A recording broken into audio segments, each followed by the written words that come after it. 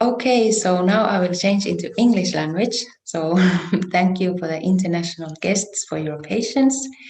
We were just organizing the language interpretation, and now it's working well. So a very warm welcome.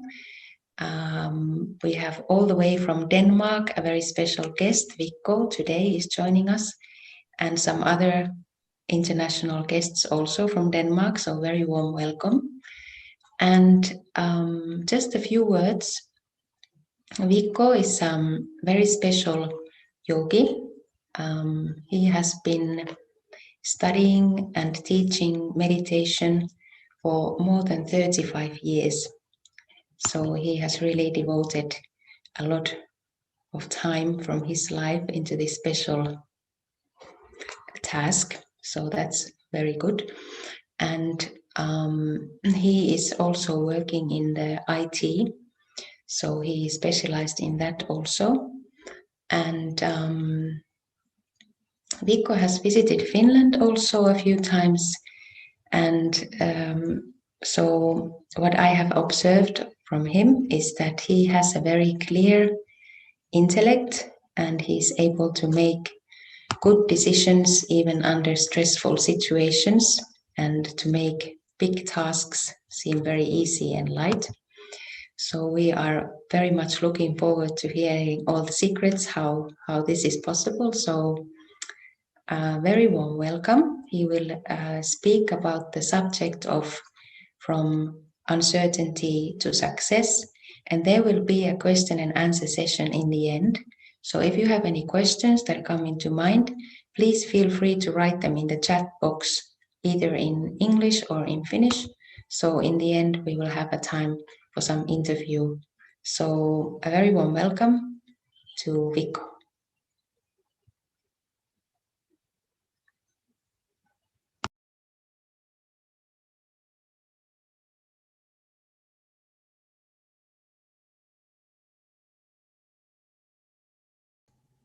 Okay. So, do you hear me loud and clear? Yes, sound is very good. Good. So,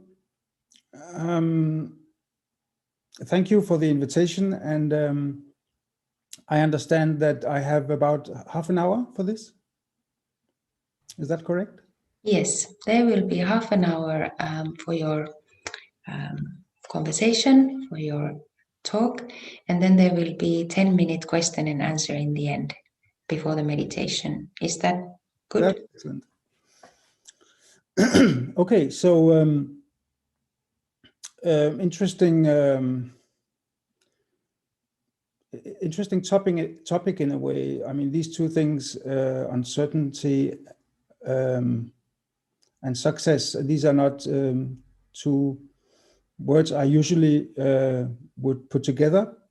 My guess was that it maybe rhymed in Finnish, but it doesn't seem so either.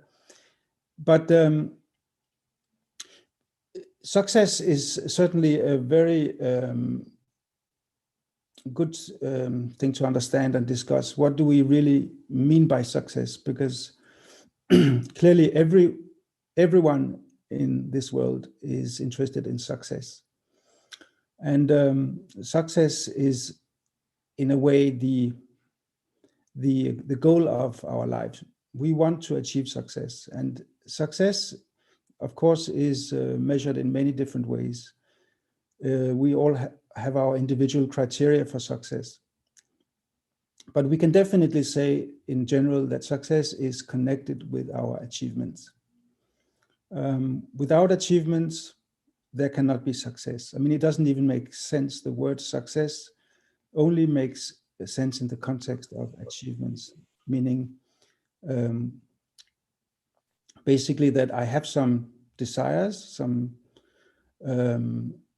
aspirations in life, and if I get those fulfilled, meet them, then I can say that I'm successful. And this is also the common worldly definition of success, and that's the form of success that most people are pursuing. And how it manifests concretely is, of course, different for different individuals. For some, the success criteria in life will be maybe to have a family, establish a family, get children, maybe grandchildren, and that is all. I mean, this is really the main objective. For other people, success will maybe not be connected with that at all, but will be connected with their career and their professional ambitions to get recognized in their fields, to get famous maybe, or awarded, or publish a lot of books and be quoted, or it may be to become rich. It may be all sorts of things. I mean, the list is endless, obviously. And it's also not so important what is the the actual external objective that we have defined for ourselves, because the underlying principle is that whatever is our ambition, if we reach that, then it will lead to a sense of fulfillment, of success. So success is definitely based on achievements, and in a spiritual life, because we are spiritually inclined here, so we have always a spiritual angle on these questions. And for a spiritual person, success will have, in a way, the same definition. It will also be based on achievements, but not so much on the worldly achievements per se. It will not primarily be those. Actually, our experience tells us that worldly success, all the things that we are pursuing in life, comes to us very naturally and easily if we focus on the internal spiritual qualifications.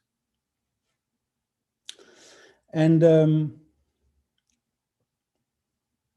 it's clear that the different type of achievements and ambitions we can have in life, they have different scope. So say that I have the ambition of becoming famous for whatever reason, I mean, whatever achievement. Sometimes we see, people who have hardly any merits, but they still become famous. This is the conditions of the world today. Mass media, it makes people famous overnight. Oh, I'm becoming blurry now. So, and for some people, that is really a main objective, just to be known and be famous.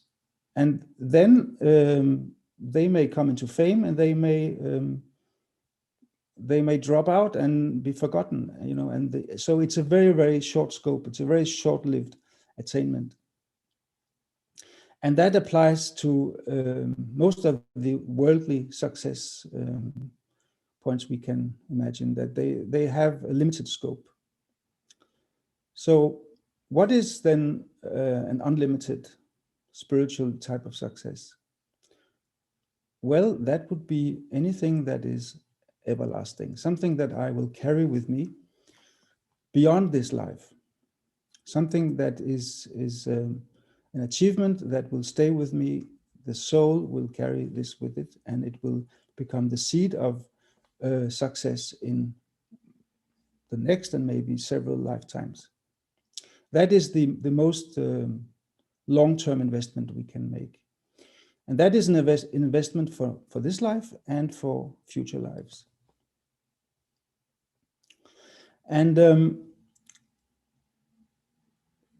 how to assess our success in life?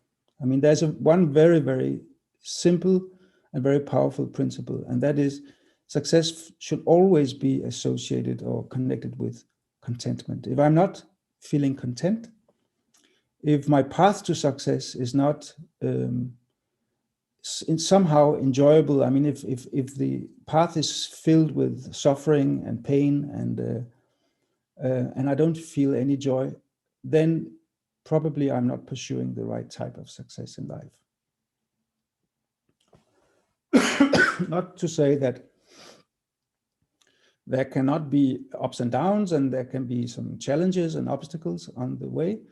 But by and large, there should be the experience of success also on the journey. So the path to success is also successful in a way. So and it comes back to this whole question of contentment, that I should be experiencing contentment on a daily basis. Contentment is a state of mind. It's not something that is out there, something that eventually I will achieve in this life or maybe beyond. This is something I should really experience now and here in this life. And there are certain conditions for that. There are certain laws and principles and rules that I need to know in order to stay content in life. First of all, I have to reach a state of stability and independence. If I am dependent on others, or even dependent on external achievements that I mentioned before, I mean, if I'm constantly pursuing these external goals, then I cannot experience an everlasting contentment. My contentment will be unstable. It will be there sometimes when I have external success and fulfillment, and when I don't, then I will not feel content. So that is not stability then. That I'm unstable, and I'm also not resilient.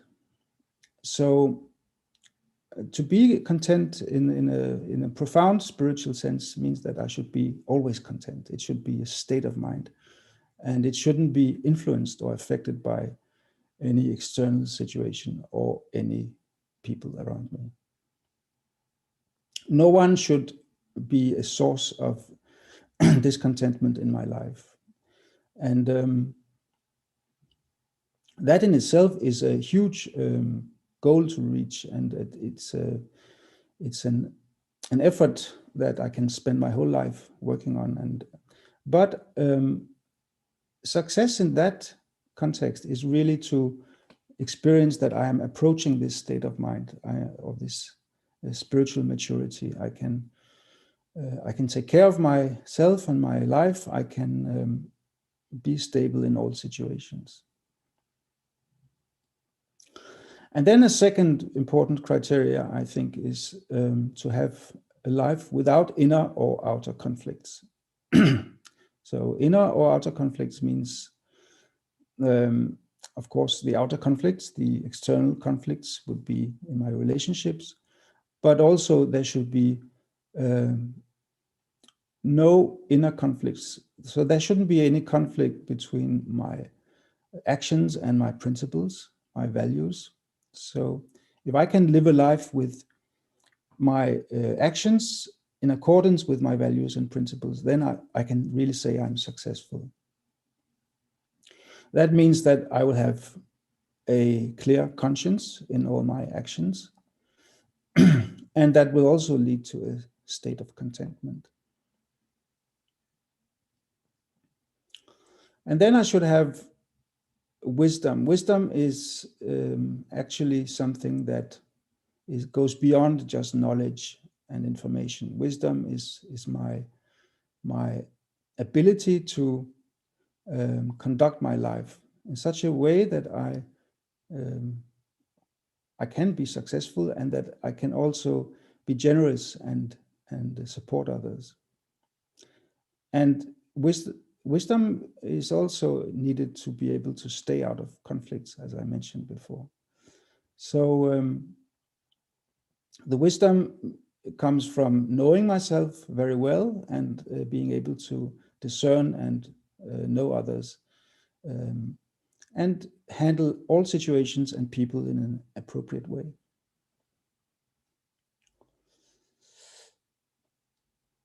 And then with wisdom, we often also mention patience and maturity.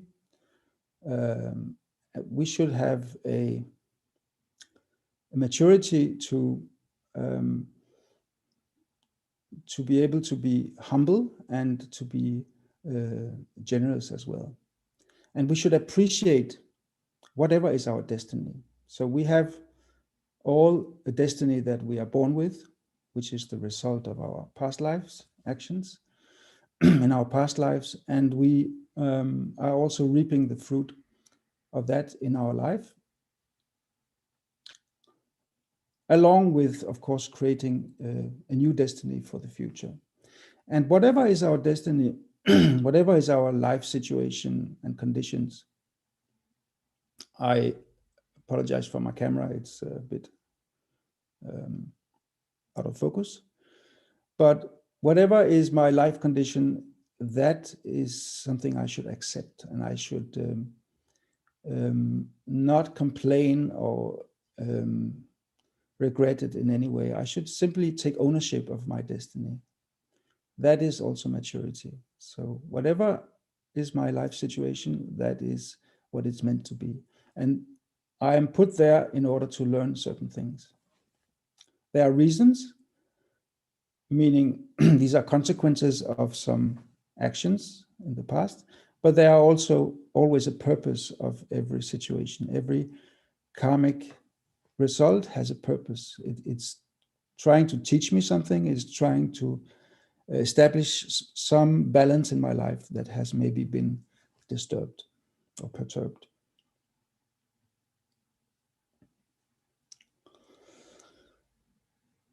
Very, very often we tend to, we sort of take the success for granted, for given, but whenever we experience any failure or any loss in life, then we start regretting or feeling sorrow, or we try to blame things and people around us. But that's also not a sign of spiritual maturity. Maturity means that I can really, I can cope with it. I can contain it.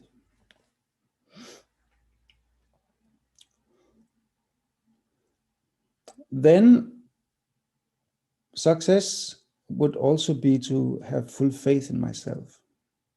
So I don't become an obstacle in my own life by having low self-esteem or lacking faith in myself. So I act as if I have sovereignty. I may not possess full sovereignty, but let me at least act as if I have. I mean, let me have that pride, and then learn on the way. I mean, we are constantly learning and improving, but I shouldn't, as an outset, I shouldn't think that I'm a failure or that I cannot. Or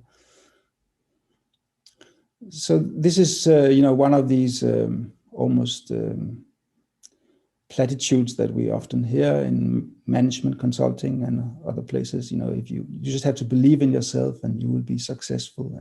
But there is actually some truth to it. We should think high of ourselves without going into inflation, egoistic thinking, but just have a kind of sound self-respect and self-assuredness. And then have faith in my destiny.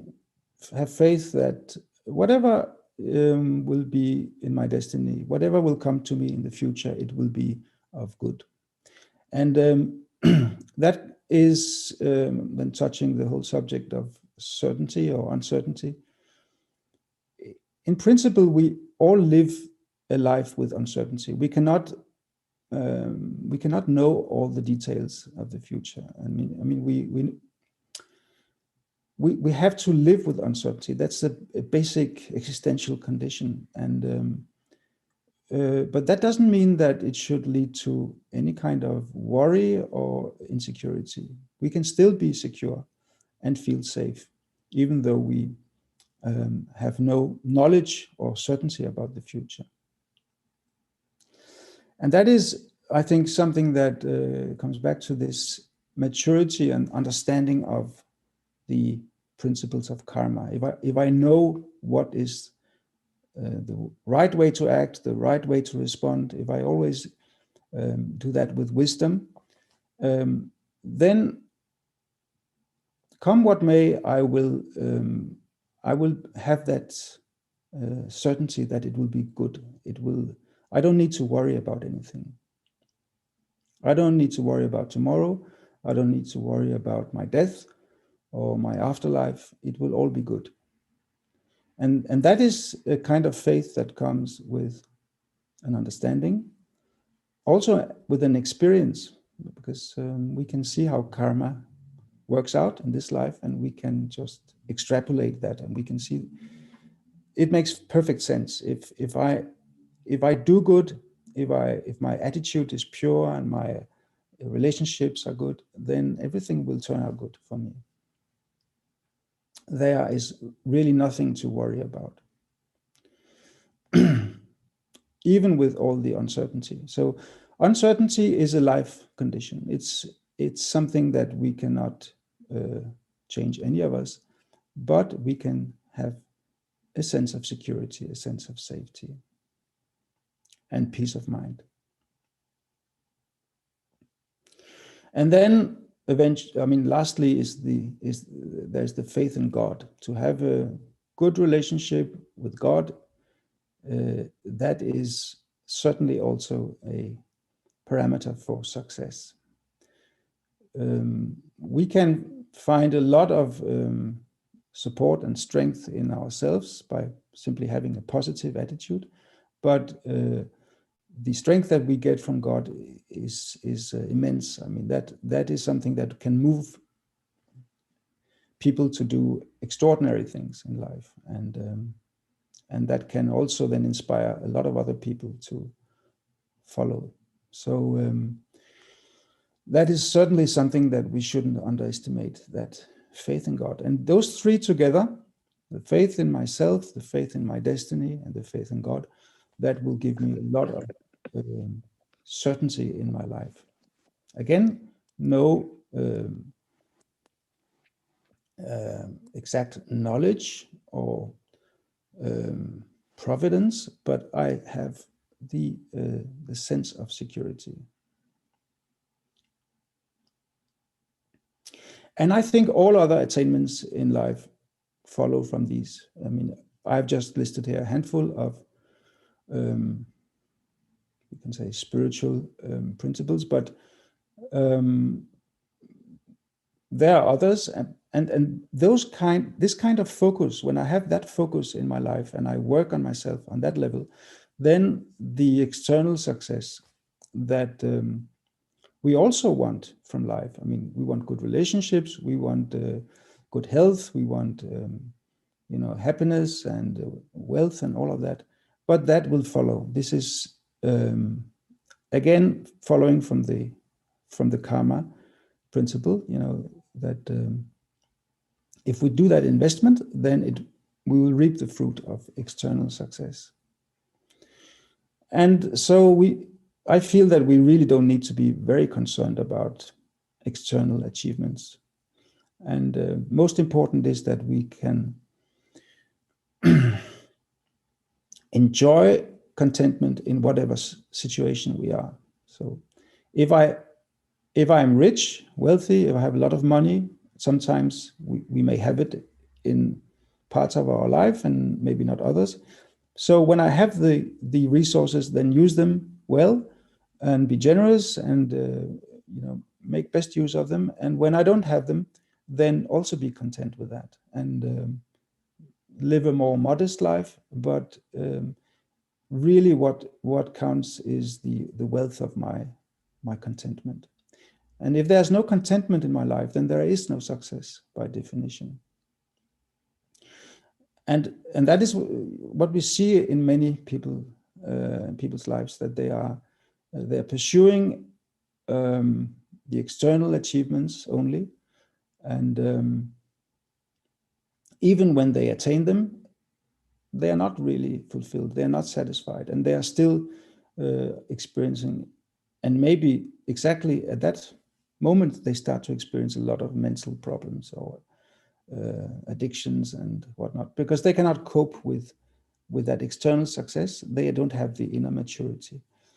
And maybe there's a lot of anxiety or fear, and it just proves to show that real success has to come from within. It has to be based on spiritual wealth, spiritual attainments. And then everything else will be add-on. It will be like icing on the cake, you know. But if there's no cake to begin with, the rest is really meaningless.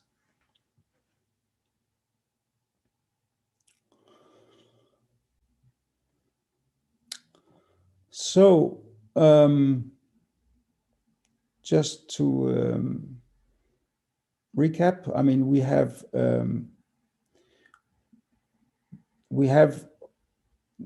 a kind of premise in life that we cannot know the future, and right now we are living in maybe what we would describe as very uncertain times, very unstable, and a lot of questions and about the future. And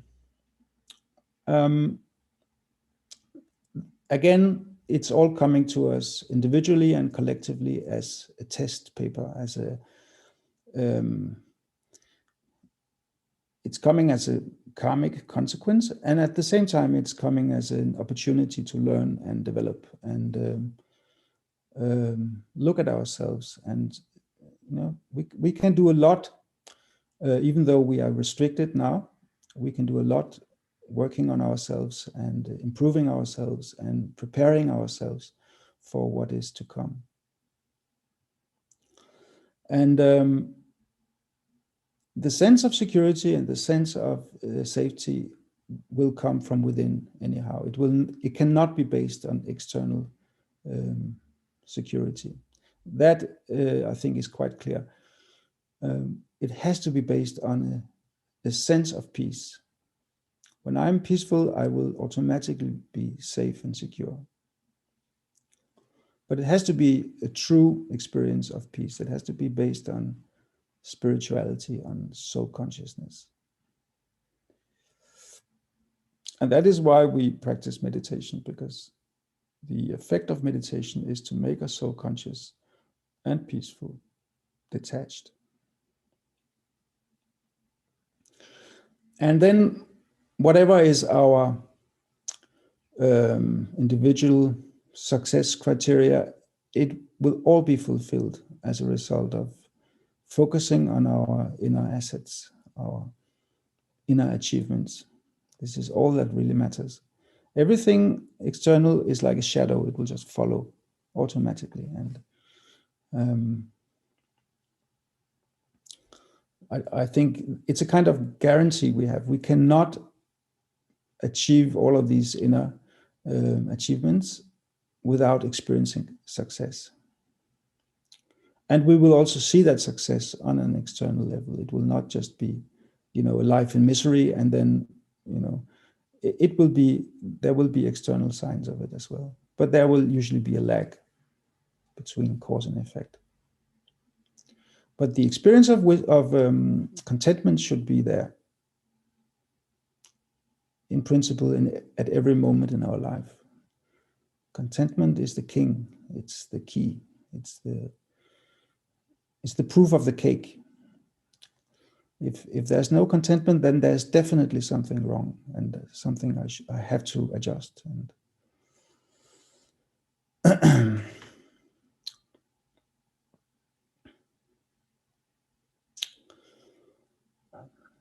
yes. So,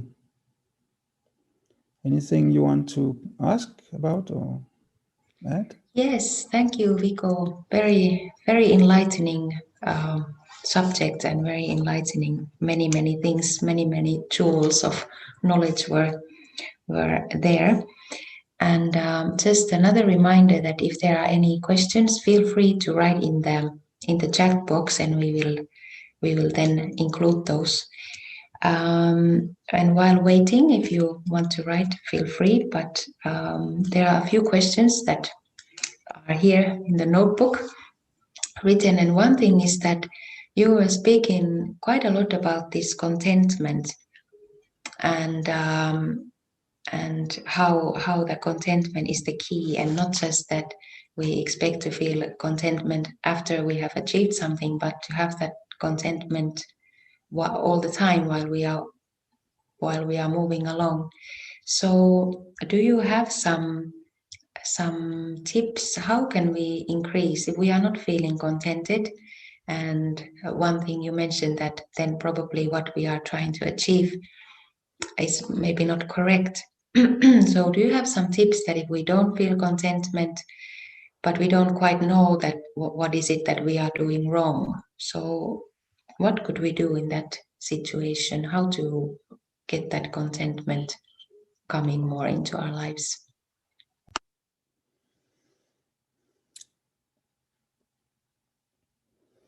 Well, as I see it, contentment is actually one of the qualities that follows directly from peace, and that level of contentment is very much it's very much a yogic quality, in the sense that I'm not talking about here contentment from any kind of external achievements. I'm talking about a mental state that comes from peace. So it's the kind of contentment that you would see, say, on the face of a yogi or a saint. When you see the face of Buddha, it's always with this smile of contentment. It's not an artificial smile. It's not a smile that is sort of a joking smile, or the smile of a stewardess, or some artificial smile. It's a very genuine smile of the soul that comes from that state of inner peace. So I don't think it's more complicated than that. If we are not practicing meditation, I think it will not be so easy to emerge that state of contentment, because it is really something profound. It's part of our nature to be content. And that means that we have to tap into that source of peace, contentment, security. All of these things are connected, and they come from the same place, the same source inside us. So definitely that would be the first place to look. Is the quality of my meditation good? If it is, and again, this will be the proof of it, then I will gradually experience these qualities emerge. And they will be there, and they will ensure that I can stay content and unaffected and resilient in all situations. I will not be affected by other people's behavior and words. I will also have a good confidence in myself, and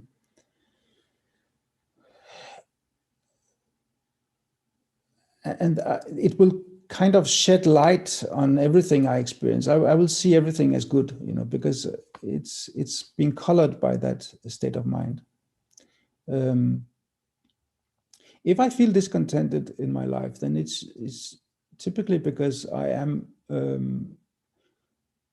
too focused on the external achievements. I want something that I cannot attain. Maybe I want some recognition, or some love, or some maybe some material positions, or but again, all of this external focus comes from the fact that I'm not experiencing inner contentment, and when that is lacking, then I will inevitably become extroverted. I will seek external fulfillment. It happens automatically, and then I'm already on a wrong path, I would say. I mean, my focus is already diverted, and so I have to constantly assess myself and ask myself, what am I really pursuing in life? And because contentment is not something we can. There are no shortcuts, and it's not something we can buy or get from anyone. It's really a resource that comes from within, and it's so close to this state of peace. So it's really just the other side of that coin. Yes, so thank you for the clarifying answer that how really the contentment is connected to inner peace. And another question, actually here is another question. Let's see this question first.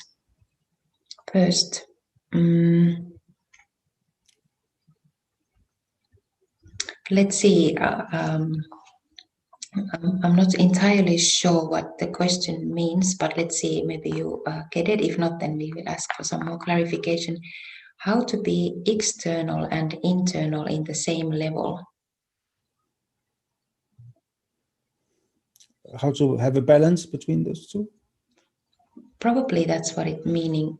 So if you don't mind, Henna Birgit, if it's something different, then you can just retype, but otherwise, anyway, this is a good question, that how to have balance between the external and internal. Yeah, I mean, that's also a success criteria, that there is a balance in my life, that being internally focused or introverted doesn't mean that I am, dysfunctional in this world, that I cannot relate to other people, or that I cannot fulfill my responsibilities, or handle situations. All of that should actually be become more easy for me, and more natural for me to do when I am so conscious. And the state of introversion is more like it's a kind of it's a resort, that I return to. I go into that state whenever I can, whenever there's no need to interact with the world. It's a kind of a home base, and then from there I can reach out, and I can relate and handle situations and do whatever is needed, and then I return to that home base. So that's how we should operate, really. There shouldn't be any fear or anything that is holding us back from interacting with this world or other people. But again, we should, on the other hand, not get lost in the world around us. We should not get dependent on other people. We should not have a lot of expectation from other people. We should be completely self-sufficient, and all of that has to be there. And I think it's not so much a question of adjusting balances here. It's more a question of going to that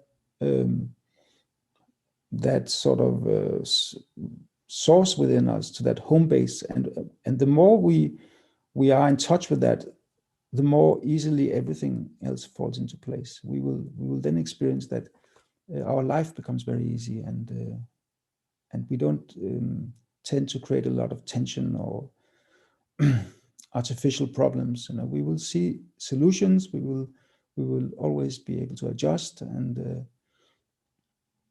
there's another interesting aspect about contentment, in that I feel it's very much the key to humility, to be truly egoless. If we are not content in our life, or rather, if we experience true contentment in our life, then we will not have really a need of sustaining this ego, this vanity, and we will not pursue a lot of these things that we really don't need, that are sort of fabrics of our mind. We are sort of constantly producing these desires, for external praise and recognition and all of that. That is completely irrelevant if I'm content. So there's a very deep connection there, and I often feel that this is the key to become egoless, which is otherwise a big question, how we become that, because it's one of the most difficult of our vices or weaknesses to overcome. But I would say if we have that contentment, it is actually not that difficult. It is, it becomes quite natural. Contentment will always come with this deep state of detachment. They are connected, contentment and detachment. And that's why these are exactly the two qualities you see on the face of a saint or Buddha or yogi. Completely detached and completely content. Yes, this is such an interesting topic, and like it was mentioned, that really the big contrast between the external life and the external desires, and then having that introversion, and at the same time being involved with things. So it feels like a little bit like a jigsaw puzzle to how to mend those two in a way. I'm sure there are some, well, I'm guessing there might be some here in the group listening who might have not have so much practice of meditation before. Probably many of you have, but there might be some who haven't. So do you have some kind of a tip that what would be like good steps to start to move forward if you want to? Anyway, most of us, all of us, I'm sure we have things that we need to do here in the external world, and demands and problems and all kinds of things. So how can I start this life path that towards that inner contentment and stability and peace in all these various different situations? What would be like a good starting point for that? Well, start by contacting your local Raj Yoga center, Brahma Kumari's center, and ask for a course, because it has to start with some information. We have to know a few things, and we have to know who we are, that we are a soul and not this body, and we have to know what are our qualities, and then we can, from there we can learn how to become concentrated and focused, because Raj Yoga meditation is the focus on myself as a soul here and the third eye, and other than that, we are actually just remembering the Supreme Soul, God, and but all of that has to, all of that requires a few pieces of information that we get in our introductory course. So that would be the starting point, and from there we just need to create some routines in our life. So we have, if we really want success in our spiritual life, then we need to practice this on a daily basis as a routine, and it has to be continued, not only for a few weeks or months, but for years, for the rest of our life. It's pretty much a kind of trickle charging of the soul. The soul will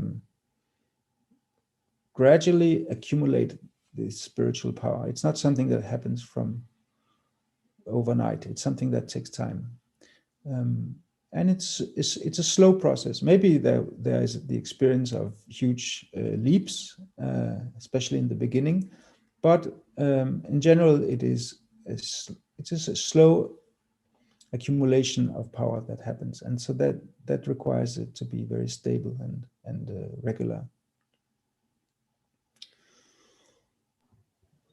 Yes, thank you. And it's nice to know that to start from somewhere and something will happen, but then it is like a living proof that you need to keep on going until to the rest of the life, like was mentioned, that not to give up. So that's very wonderful. And I think now we are coming close to the time if we could have some meditation now and get some experiences of with more depth with this contentment and peace. So is this a good time, Viggo, meditation? Fine for me, yeah. Yeah. So we'll just put some music from here and we can start. Thank you.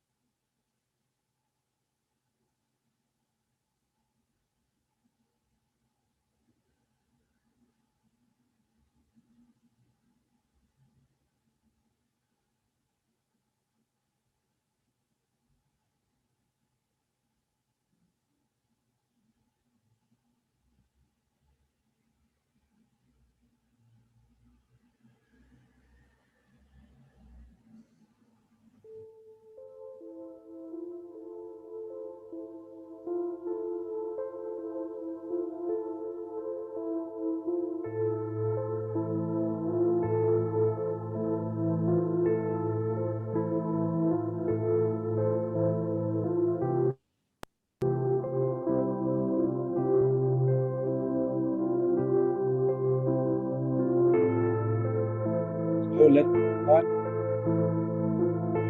aware myself.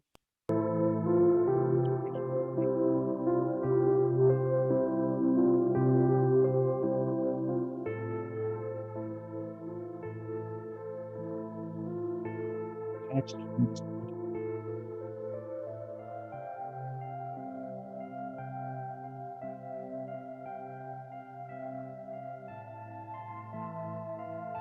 Right, so I'm just a minute source of awareness, intelligence, spiritual light behind my eyes,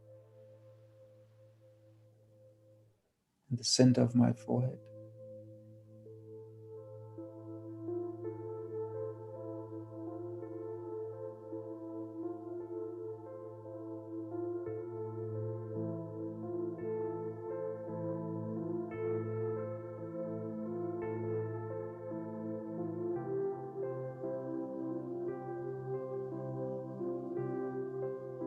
I become fully aware and absorbed in the center.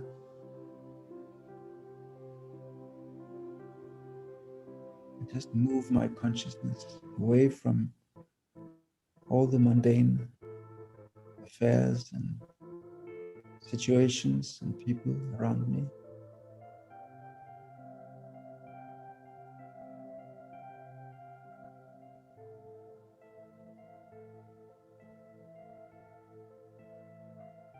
Become completely introverted.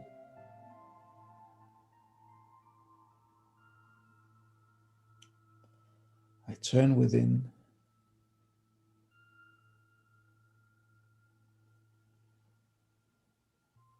and I reach a state of peace.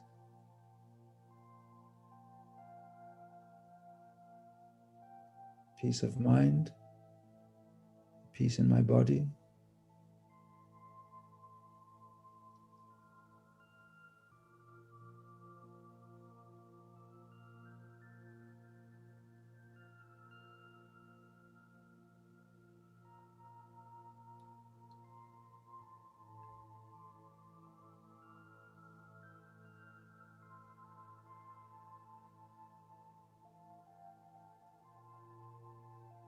And this peace is more than just silence. It's a sweet peace filled with contentment and bliss.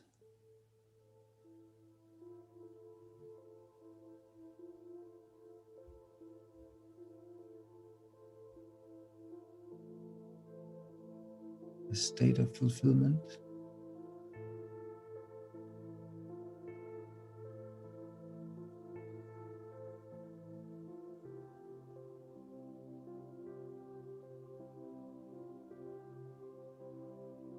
All restlessness and all desires are gone.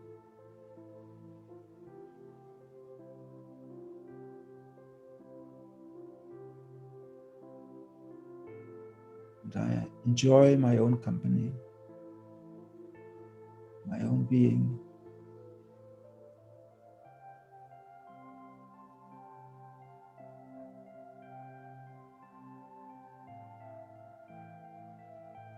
This is the state of solitude, being detached and yet connected.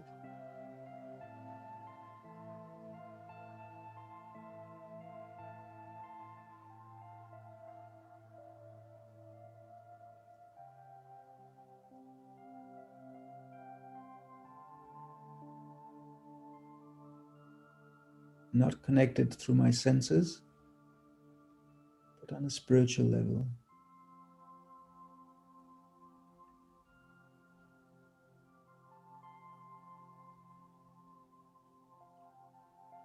Because I have moved beyond all limits and boundaries.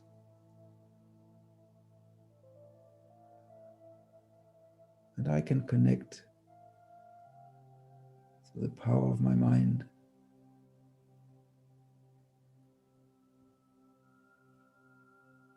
I can even connect with the Supreme, the soul I see in front of me as a kind of super soul.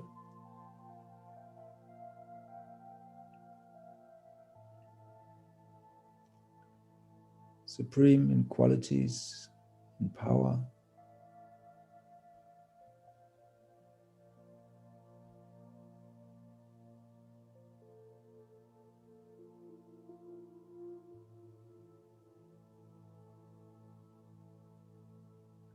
I can connect with my home that I see in front of me, the world of souls, like millions of stars, without bodies.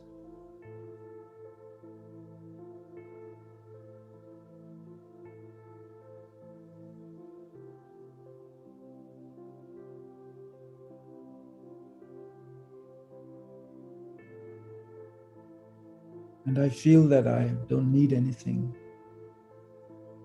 that I don't already possess.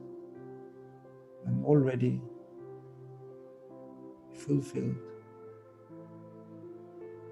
accomplished.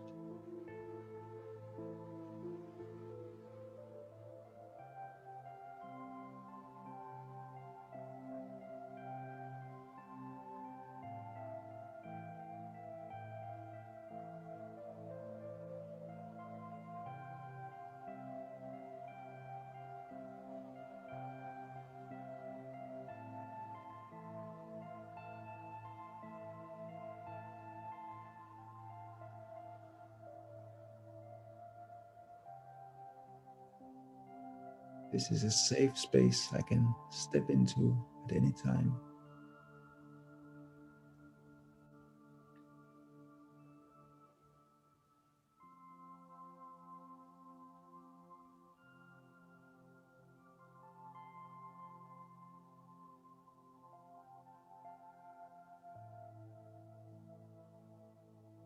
And as I integrate this experience deep within myself,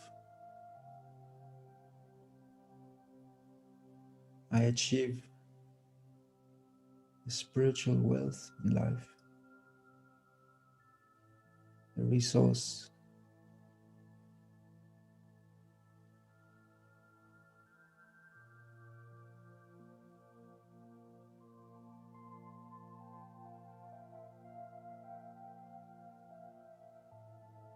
a life competence.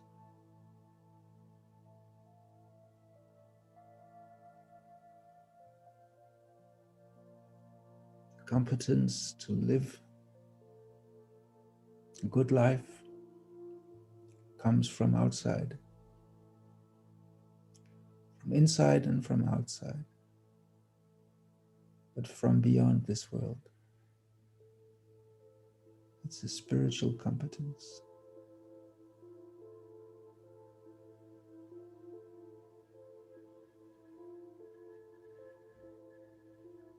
It's not something I really need to learn, but I have to experience it.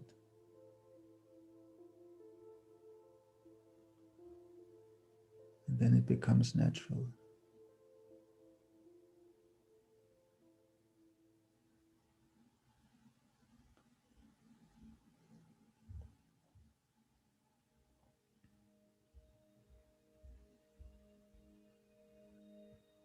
And from this space, fulfilled, I can return to this body, my senses, and I can engage and interact with the world outside.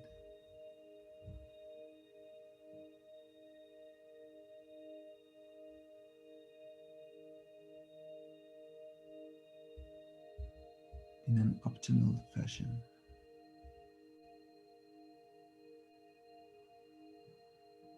Om Shanti.